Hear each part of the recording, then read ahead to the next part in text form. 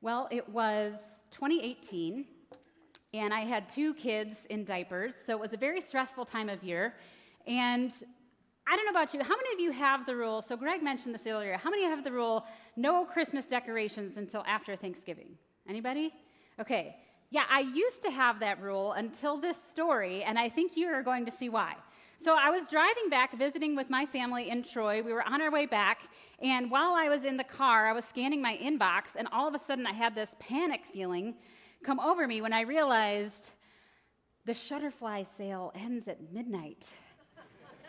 And I started to go into a massive panic attack because I had this tradition with my family that I would take all the family pictures from the last year and put them into this calendar. And this is why I keep saying calendar, by the way. I put them into this calendar, and they would be like, they loved it. They loved it so much that I wanted to do it for them every year. And then I just kind of delayed, and then the Shutterfly, the big one, the big sale was ending at midnight. And so we get the kids home, we put the laundry in, we put the kids down for a nap, and while they're napping, I'm uploading pictures, and I'm doing the thing, and then they wake up from a nap, and I thought, you know what? Today's a great day to get a Christmas tree. Let's go get a Christmas tree. And so with a 2-year-old and a 10-month-old, we get to the Christmas tree place, and we're doing it, and we're doing the thing, and we're like rushing through it. Okay, we got the Christmas tree, and then we bring the Christmas tree home, and now we're decorating the Christmas tree, and my 10-month-old is like climbing up my leg, while my 2-year-old is kind of running around with all the fragile ornaments, and every 5 seconds, I'm like, don't break that, don't touch that, don't do that, don't do that. And then, I'm like, well, we're decorating the tree, we might as well decorate the whole house, right? So we get all the Christmas ornaments out, and we get the decorations, and we're doing all the things, and we're putting everything everywhere, and we're like, okay, it's bedtime, so we put the kids to bed. And so I get online, and I keep going with the calendar, and it's like 11:30, my 10-month-old wakes up to nurse, and I'm nursing him with one arm while I'm finishing the calendar with the other arm until I put it in and hit send at like 11:59 p.m. just under the wire. Can any of you relate to this scenario? Yeah. This is kind of what Christmas feels like in our world today, right? There's this stress and the pressure, and we have so many expectations that are put on us in this time. We have family expectations, we have church expectations, we have school expectations, and all of the things of 12 dozen batches of cookies to cook for your kids' Christmas class, and all of the things. And the world tells us that in this season, we are to overbuy, overeat, overextend ourselves, overcommit. And it leaves us exhausted. And I remember the day after I woke up from this whole Shutterfly explosion, I woke up with a deep, profound sense of loss that I had really missed it somewhere. That in all of the stress and all of the hustle and all of the bustle and all of the things, I had missed Jesus. And I thought, is this how Jesus wants me to anticipate and celebrate his birth? As this distracted, disheveled mess? But is there another way? What if there was a different way? What if we consider a woman who, faced with overwhelming expectations and the chaos of her circumstances and an incredible call on her life, embraced her limitations and saw God do something miraculous in the midst of them, and chose a different way? Well, the story I'm going to read over you, I'm just going to read the text in this story. And as I do, I want to pull up the painting I did of this moment of Mary. And as I pull up the painting, I just want to let this painting, let it wash over you, try to kind of enter the story with it. And just try to hear the story afresh, okay? So the text says that in the 6th month of Elizabeth's pregnancy, God sent the angel Gabriel to Nazareth, a town in Galilee, to a virgin pledged to be married to a man named Joseph, a descendant of David. The virgin's name was Mary, and the angel went to her and said, "Greetings, you who are highly favored. The Lord is with you." Mary was greatly troubled at his words and wondered what kind of greeting this might be. But the angel said to her, "Don't be afraid, Mary. You have found favor with God. You will conceive and give birth to a son, and you're to call him Jesus. He will be great and will be called the Son of the Most High. The Lord will give him the throne of his father David, and he will reign over Jacob's descendants forever. His kingdom will never end." Isn't that a beautiful story? You see, Gabriel arrives to Mary, to announce this incredible mystery that is about to take place. That an infinite God will grow within a finite space.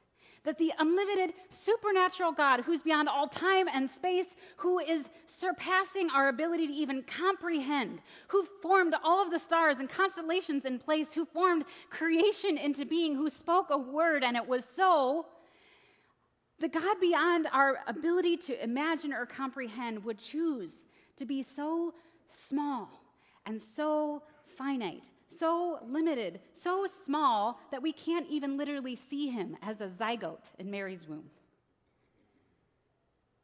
That he chose to dwell within the limited form of the human body, with the limited time, within limited space.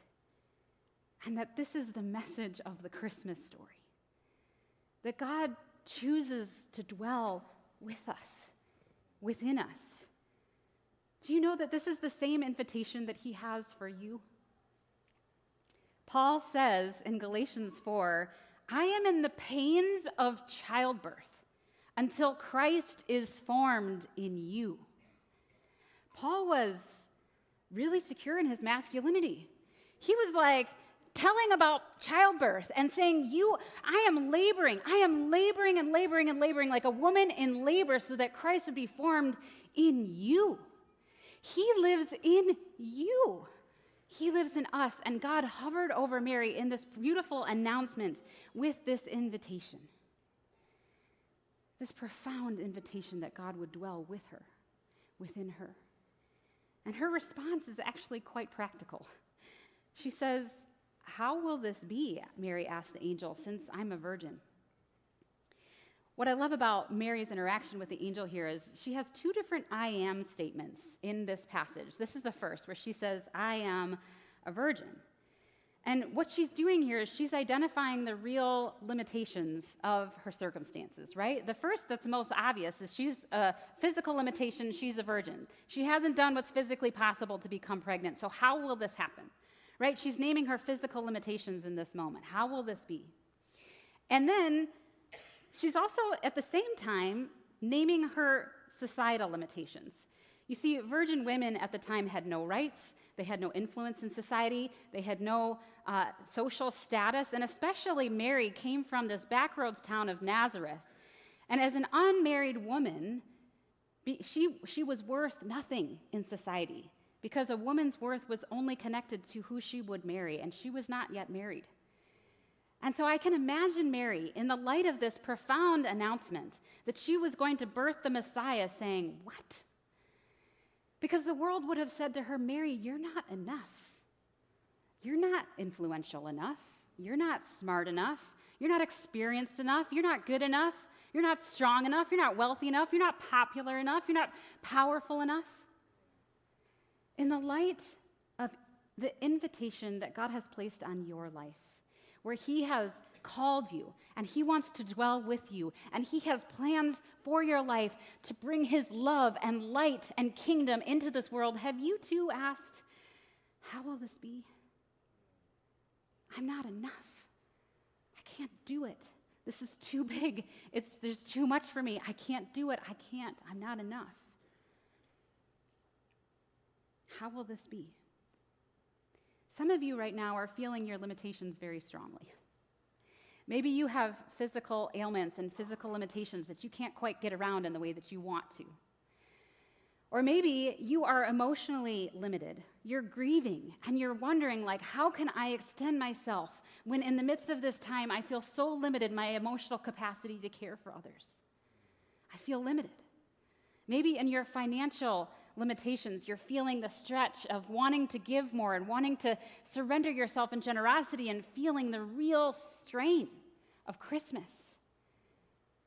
Where are you wondering and where are you asking, how will this be? And I'm not enough. And I'll tell you, I feel my limits all the time.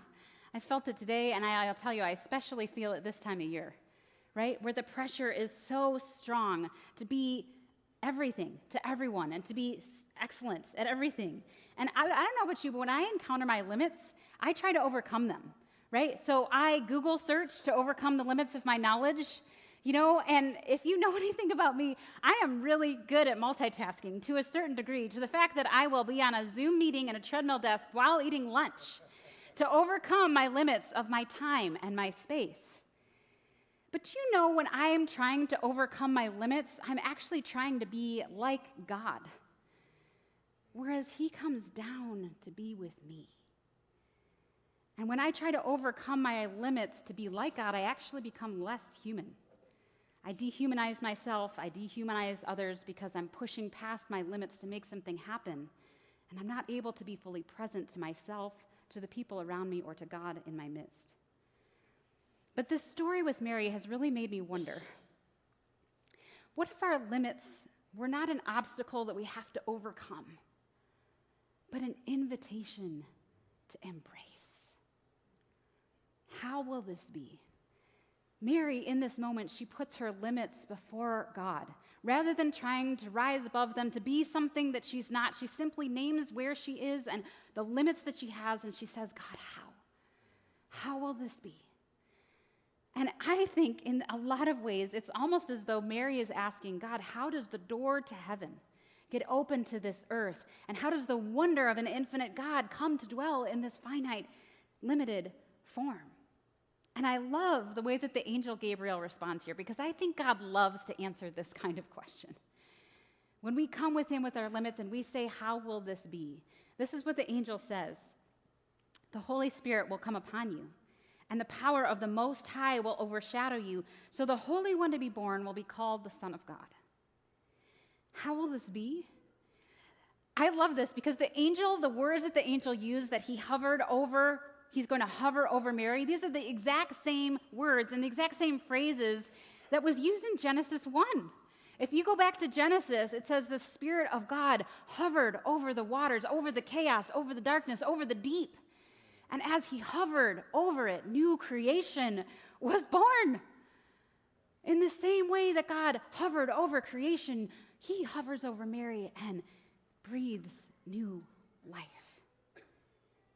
A truth that beckons back to creation, that we are finite dust, imbued with divine presence. That just as God breathed into Adam, who was dust, and made him come alive, God was doing the same over Mary in this moment and forming his very self in the limits of time and space. Isn't that amazing? Our God is so amazing. But what's the deeper truth here about God? It's that God chooses to dwell within our human limitations. You see, God had this huge plan for what he was going to do to save the world. It's like, you can imagine Mary just being overwhelmed, like the Messiah. Yeah, he's going to save the whole world. He's going to redeem all history and all of creation. And you would think that in a circumstance like that, if you have a high calling to be the mother of the Messiah, you got to get a theological degree.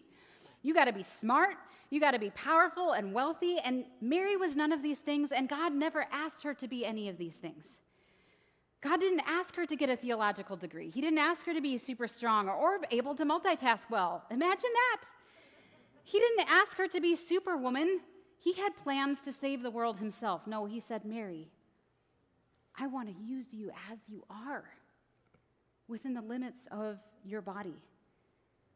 What good news to Mary as this virgin woman who had nothing, no stature, no influence, no wealth to offer back to God. All she had was the very vessel that God had given her in the first place, her very body, mind, and soul, and said, God, that's all I need, Mary.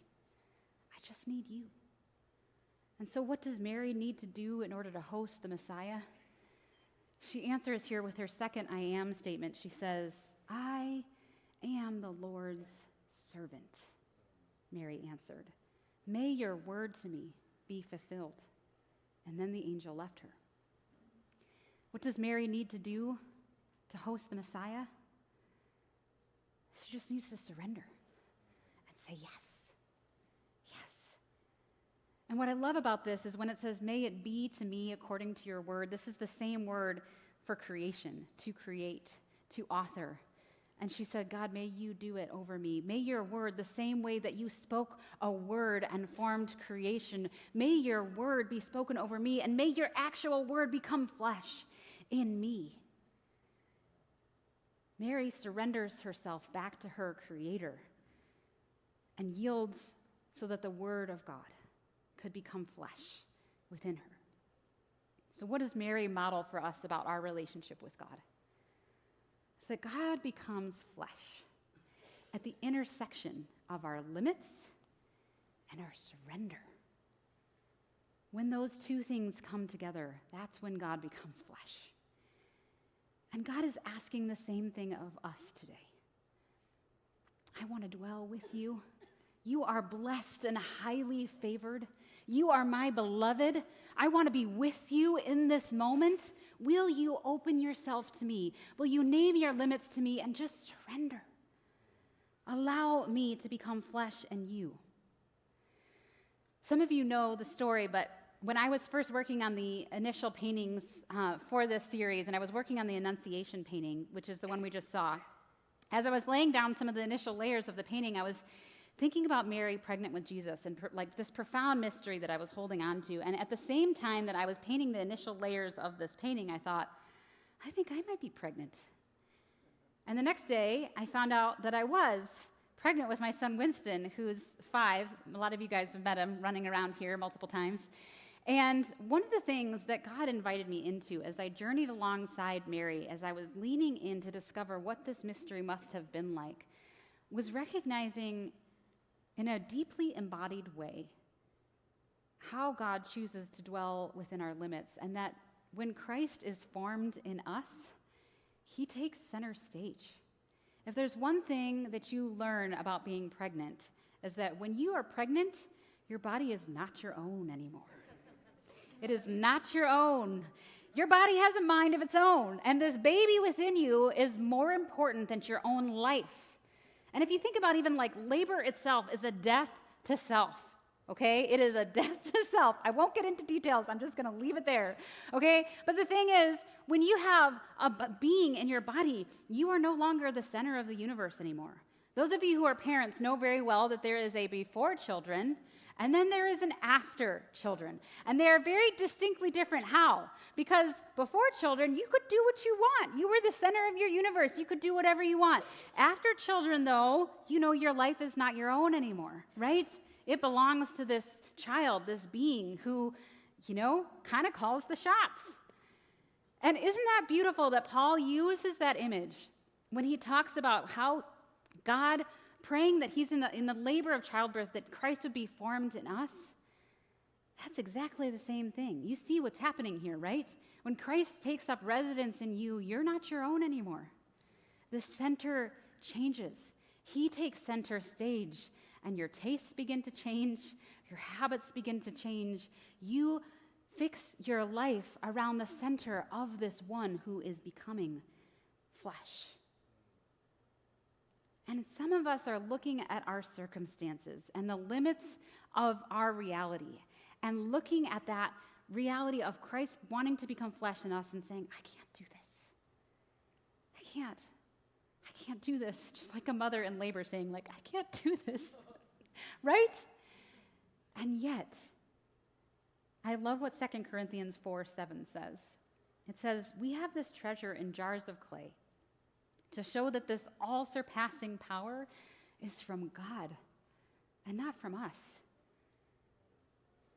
When I had that year of the Shutterfly explosion, that same year, I was coming face to face with my real human limits as a mom of 2 young kids.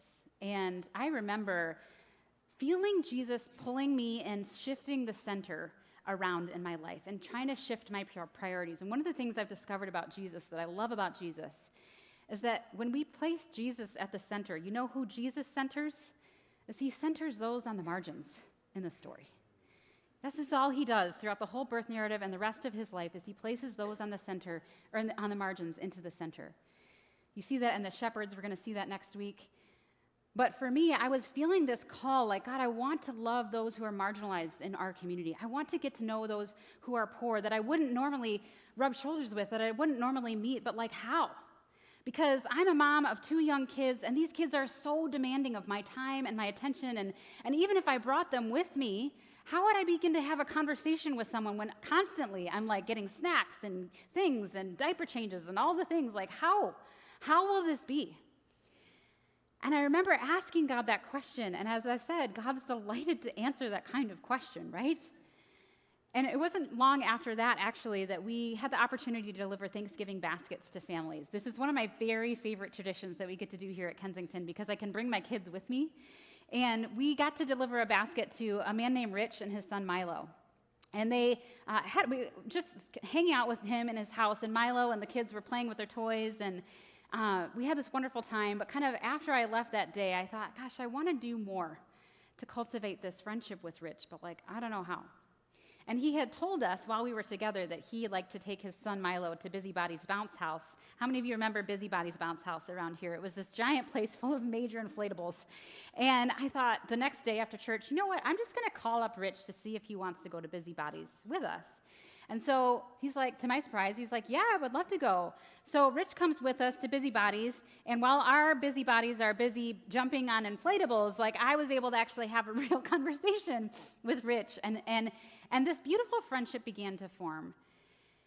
And so much so to the point that when Rich was at one of the most difficult stages of his life, where he was diagnosed with terminal cancer, God met us in the most profoundly beautiful ways. And I would visit Rich in the hospital, and I kept asking these kind of how will this be questions as I went to the hospital, knowing Rich is about to die. Talk about living under the shadow of darkness and death, right? What do you say? What do I say, God? How do I demonstrate your love to Rich in this moment? How do I be your light? How are you going to become flesh in me in this moment? And it wasn't supernatural smart words, or I didn't have this profoundly evangelistic conversation that but what was beautiful was the way that God, heaven and earth, this thin place existed just by showing up and just by loving Rich and just by being present with him and remembering God was with me. God was with us in the midst of Rich's limitations when he wasn't able to say much or wasn't able to do much, and in the midst of my limitations. And we had these profoundly sacred moments. One of the days we actually asked for permission to take Rich outside with his family to have a little ice cream party in the parking lot. And I want to just pull up a picture. So this is Winston, my little tree hugger, and Rich here. And we just had these profoundly beautiful, sacred, simple moments where God became flesh.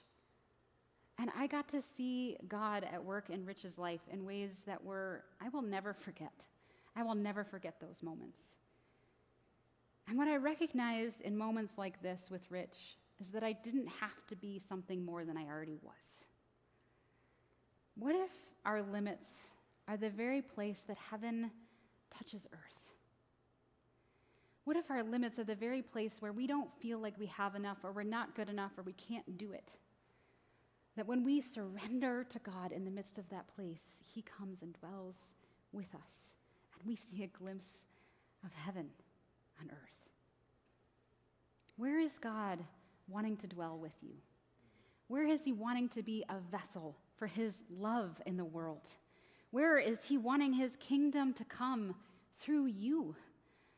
In moments like this with the riches of the world, what would happen if you stared your limits straight in the face and you acknowledged them and you just surrendered them to God as a vehicle for his presence and creative action in your life? I want to give you just 3 quick tips on how to kind of embrace our limits in this season. And the first is this. One is to discern, what is God asking of you? A lot of things get asked of us in this season, right? But not all of those are things from God, right? Maybe we don't need to bake 12 dozen cookies for the Christmas party this year. Maybe we don't, but maybe we do. What is God's invitation? How is God wanting to dwell with you? What is his invitation?